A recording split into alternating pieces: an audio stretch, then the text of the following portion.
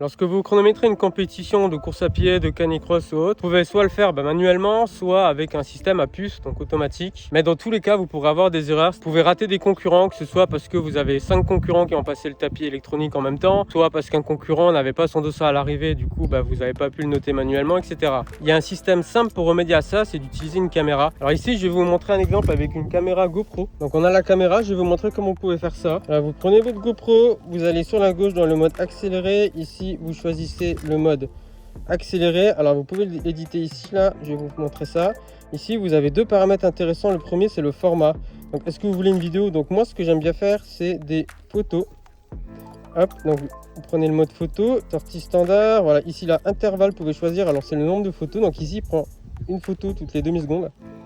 Donc moi, ce que je fais, c'est que je vais mettre une photo toutes les 2 secondes. Quand vous prenez toutes les 2 secondes, 1 heure, ça prend à peu près 10 Go. Donc si vous avez une carte SD de 60 Go, vous pouvez mettre 6 heures. Si vous faites toutes les secondes, vous divisez par 2, donc 3 heures. Et ici, vous n'avez plus qu'à faire play.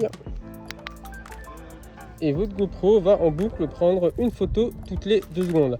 Donc ensuite, il ne vous reste plus qu'à attacher votre GoPro. Donc comme vous le savez, il y a des tas de manières d'attacher une GoPro. Vous pouvez l'attacher à un poteau, vous pouvez la mettre sur un trépied, etc. Donc ça, vous pouvez faire ce qui est au mieux en fonction de la situation. Voilà, à partir de là, donc vous aurez une photo toutes les 2 secondes. Donc ça vous permettra de savoir dans quel ordre les concurrents sont arrivés et à 2 secondes près d'avoir l'heure exacte. Votre GoPro, vous pouvez la brancher donc en USB ou directement sur du 220. L'intérêt, c'est quoi? C'est que vous aurez ainsi une autonomie à l'infini. Si vous avez une coupure de courant, c'est pas grave, la GoPro continuera de tourner sur la batterie. Donc même si vous ne regardez pas la ligne d'arrivée, vous aurez toujours vos photos. Donc vous pouvez toujours retrouver l'ordre ou l'heure d'arrivée de vos concurrents avec leur dossard. Vous pouvez également prendre des vidéos, mais le problème des vidéos, c'est que ça prend beaucoup plus de place en mémoire. Et l'intérêt des photos, c'est qu'ensuite, vous pouvez les distribuer à vos concurrents. Donc ça leur fera leur photo finish.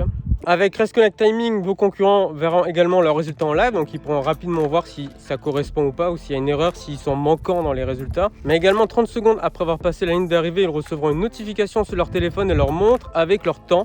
Donc s'il y a un problème, vous le saurez rapidement.